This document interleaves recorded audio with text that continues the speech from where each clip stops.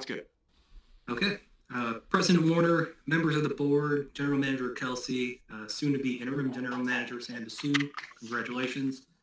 Assembled Trimet staff and members of the listening public, my name is Bill Bradley, and I'm an Executive Board Officer with ATU 757.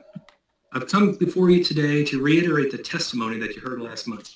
By now, you should have received about a dozen letters in support of the apprenticeship programs and our paratransit members.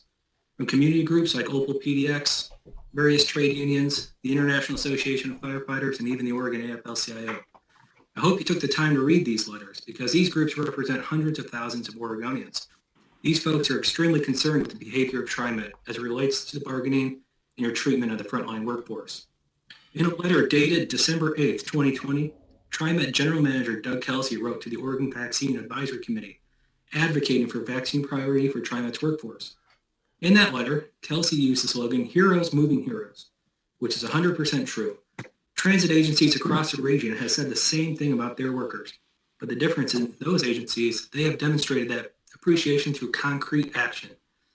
Many have paid their workers either a premium pay, lump sum bonus payments for their heroism. Many agencies have extended contracts with wage increases and no takeaways. In many circumstances, transit agencies and our union have used the pandemic to galvanize our cooperation and utilize our collective passion for the service that we provide to start charting the recovery. Trimet's go-it-alone strategy is foolish.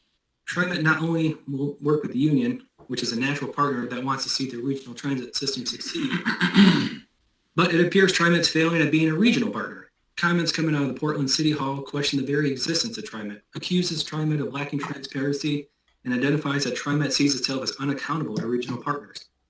This board's job is to create policy and oversee the general manager's performance. Over the past decade, Trimet's management team has not only alienated its workforce, but key regional partners. That failure sits on the shoulders of this body. I relate an example of Trimet's continued failure to support its workforce.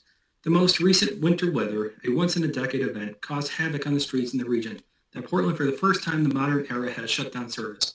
Workers, fearing for their job, wanted to retain clean work records, left their family with no power and no heat, braved unsafe roads to report to work because they knew Trimet is unforgiving. Some workers are still without power. Workers risked life and limb because they understood Trimet's management style is based on a punitive reflex.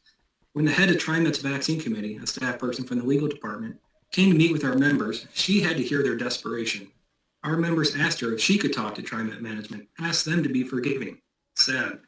Trimet has created a culture of fear. This formula needs a revamp. ATU's hope is that this can be turned around. These workers have reported through a once-in-a-century health pandemic, devastating wildfires and smoke, and a winter storm. They are heroes and deserve more than the zeros and takeaway that constitute Trimet's bargaining proposals. This board will have an outsized impact on whether that can happen through the policies you create, the guidance you give, and the person you hire to lead this organization. ATU will continue to extend our offer to work together, the same offer we extend to the 28 other employers that we have relationships with. Relationships that are built on mutual trust of serving our communities and treating our workforce with respect. It's truly up to Trimet to want that partnership, because ATU 757 has demonstrated many times over that we are up to that challenge. Thank you for your time today. Thank you, Mr. Bradley. I appreciate it.